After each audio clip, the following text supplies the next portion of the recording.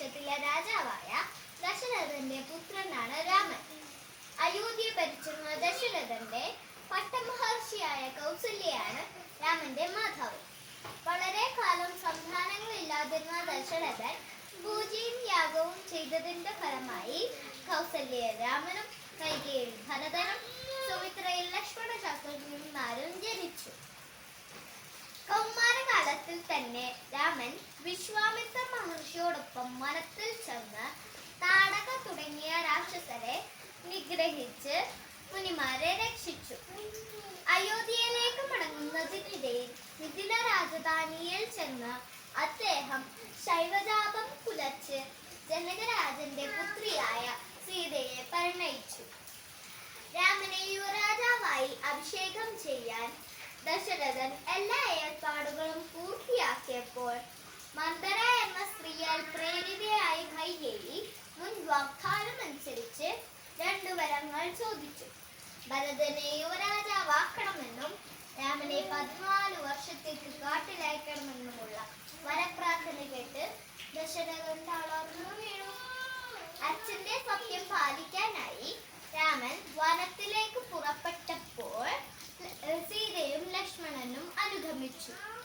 രാമന്റെ അഭാവത്തിൽ ദശരഥൻ മരിക്കുകയും അവിടെ മടങ്ങി വന്ന ഭരതൻ അമ്മയെ കുറ്റപ്പെടുത്തിക്കൊണ്ട് വനത്തിൽ ചെന്ന് രാമനോട് തിരികെ വരാൻ അപേക്ഷിക്കുകയും ചെയ്തു.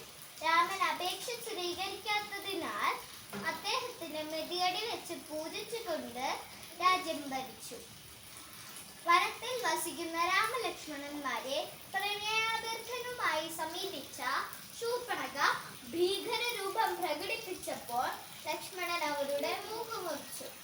ശൂർപ്പണഖയുടെ സഹോദരൻ രാവണൻ അതറിഞ്ഞു വന്ന് കപടതന്ത്ര പ്രയോഗത്താൽ രാമനെ അകറ്റി സീതയെ അപഹരിച്ചു ലങ്കയിലേക്ക് കൊണ്ടുപോയി.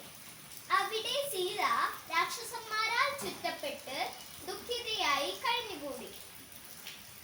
സീതയെ അന്വേഷിച്ചു നടന്ന രാമൻ വെട്ടേറ്റു വീണ ജടായു എന്ന പക്ഷിയെ കൊണ്ട് സീത എവിടെ എന്ന സത്യം മനസ്സിലാക്കി.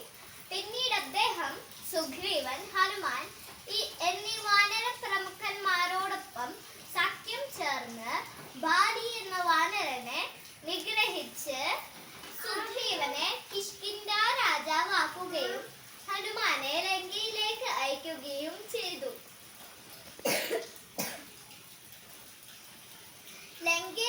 ഹനുമാൻ ലങ്കയിൽ ചെന്ന് സീതയെ ആശ്വസിപ്പിച്ചതോടൊപ്പം അശോകവനം കത്തിച്ച് രാവണന് മുന്നറിയിപ്പ് കൊടുത്തു. രാവണ സഹോദരനായ വിഭീഷണൻ രാമനെ അഭയം പ്രാപിച്ചു. പിന്നീട് നടന്ന യുദ്ധത്തിൽ രാവണൻ, ബന്ധുക്കൾ, സൈന്യവും നശിച്ചു. വിഭീഷണൻ രാക്ഷസ രാജാവായി.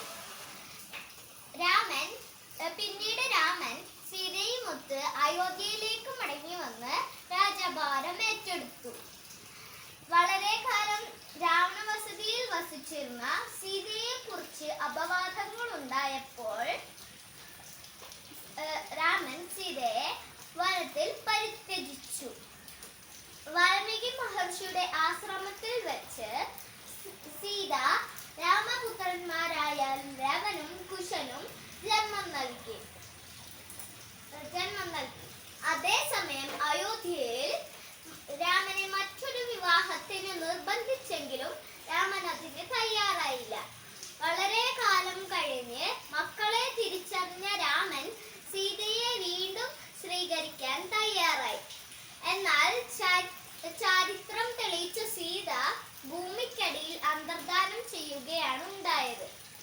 വിട്ടു പോകാനും ഭാര്യയെ ഉപേക്ഷിക്കാനും രാമൻ തയ്യാറായത് ധർമ്മം പരിപാലിക്കാനാണ്.